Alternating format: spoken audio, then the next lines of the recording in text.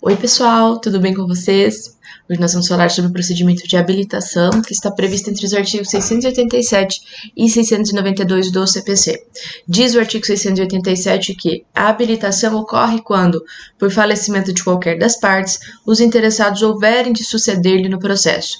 Então, qual é o objetivo? Para que serve a habilitação? Bem, a habilitação serve para regularizar a sucessão processual quando ocorre o falecimento de alguma das partes do processo. Aqui vem uma primeira crítica da doutrina.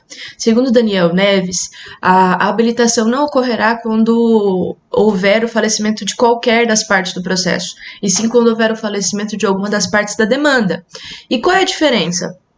Bom, partes da demanda são demandante, demandado, ou seja, requerente e requerido, ao passo em que partes do processo podem ser também juiz, o promotor, e quando houver, por exemplo, o falecimento do promotor de justiça, não será instaurada a habilitação.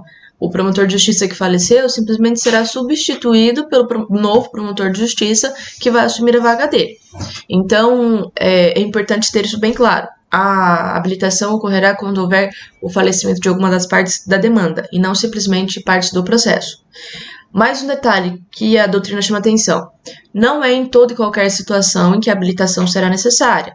Existem situações em que a habilitação sequer é possível, mesmo ocorrendo o falecimento de alguma das partes da demanda. Cito aqui o caso das ações de natureza personalíssima, que envolvem direito material intransmissível. Como assim, professora? Existem ações em que o falecimento de alguma das partes da demanda gera necessariamente a sua extinção.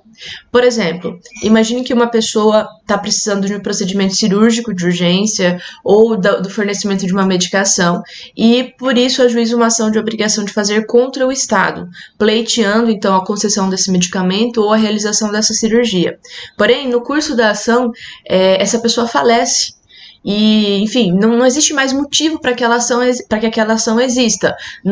Era um direito personalíssimo, né, o direito à saúde, e a pessoa que tinha aquele direito à manutenção de sua saúde faleceu. Então, nessa situação, não haverá necessidade e nem possibilidade da realização da habilitação. Necessariamente, o processo será extinto. Em relação à competência, quem é que processa e julga a habilitação? É o mesmo juiz que processa e vai julgar a ação principal, onde ocorreu o falecimento de alguma das partes, e por isso deu ensejo à habilitação.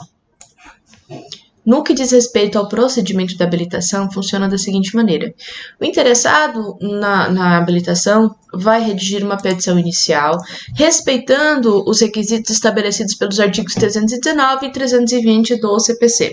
Essa petição inicial será juntada aos autos do processo principal. Depois que essa petição inicial é juntada aos autos do processo principal, ele segue para o juiz para que ele profira despacho inicial.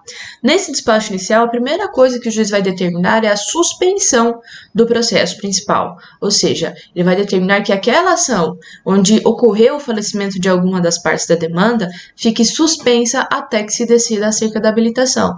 E se a gente pensar na razão de ser dessa determinação, que está estabelecida no próprio artigo 689 do CPC, fica bem claro. Por quê? Não faz sentido que a ação principal continue tramitando, sendo que uma das partes faleceu e não tem como exercer mais o contraditório e a ampla defesa. Então, por óbvio, a ação principal fica suspensa e só vai tramitar a partir dali a habilitação. Nesse despacho inicial, o juiz vai determinar também a citação dos requeridos, dos habilitandos. Essa citação será realizada na pessoa do advogado. Ela somente será pessoal se os habilitandos, né, se a parte que faleceu não tinha advogado constituído nos autos. O prazo para apresentação de defesa é de 5 dias úteis. Então, percebam aqui que a gente tem um prazo diferente em relação ao procedimento comum, que é de 15 dias. Na habilitação, o procedimento é de 5 dias. E a matéria de defesa na impugnação da habilitação é mais restrita. Ela é mais voltada para questões processuais e para ausência da qualidade de sucessor.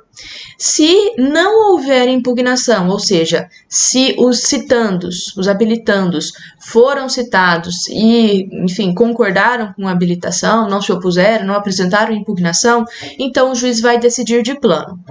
Ou seja, ele já vai sentenciar determinando que aquelas pessoas se habilitem, né, para continuarem no trâmite do processo.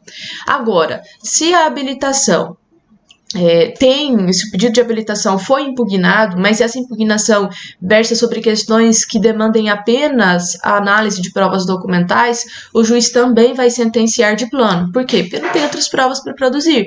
O juiz tem a petição inicial, né, a impugnação, e já tem os elementos para julgar. Agora, é diferente se a impugnação tratar de questões que demandem a dilação probatória, ou seja, questões que demandem a produção de outras provas que não sejam de cunho documental. Nessa hipótese, o juiz vai determinar o desentranhamento, ou seja, a retirada da petição inicial e da impugnação, para que eles sejam autuados em autos apartados e sigam a partir dali o procedimento comum.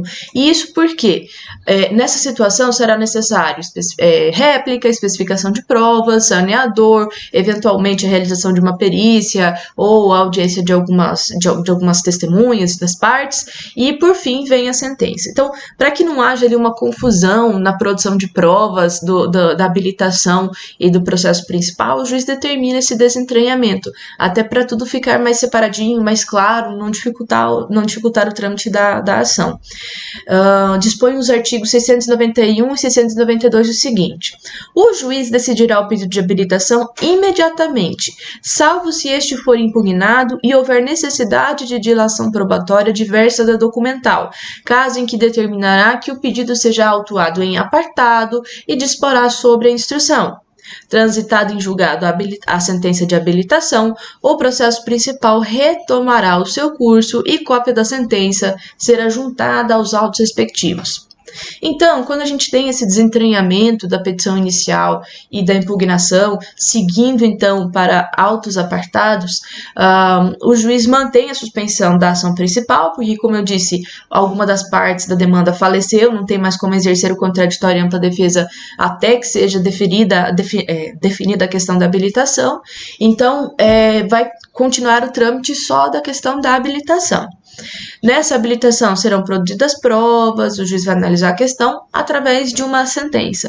Quando essa sentença transitar em julgado, aí sim ela será juntada aos autos do processo principal e aí sim a ação principal volta a tramitar. Por quê? Porque então a gente já houve uma sucessão, ou melhor, a sucessão processual já está completa. Está completa por quê? Porque houve habilitação, houve sentença na habilitação e essa sentença já transitou em julgado.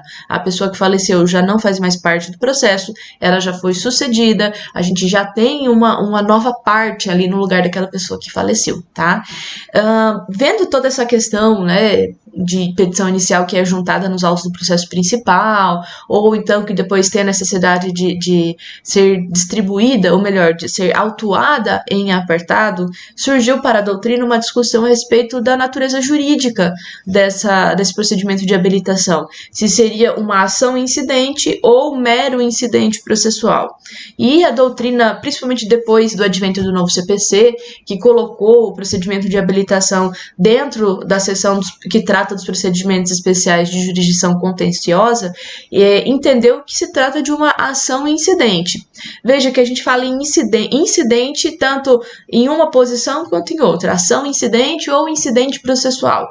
Ação incidente por quê? É uma ação à parte ou é simplesmente um incidente que aconteceu dentro do processo, um incidente processual?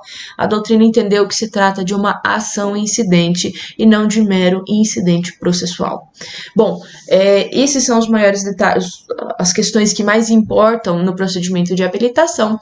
Se vocês tiverem qualquer dúvida, vocês podem deixar nos comentários, ou então a gente troca ideia mais tarde durante a nossa aula à noite, ok? Obrigada, pessoal. Até mais.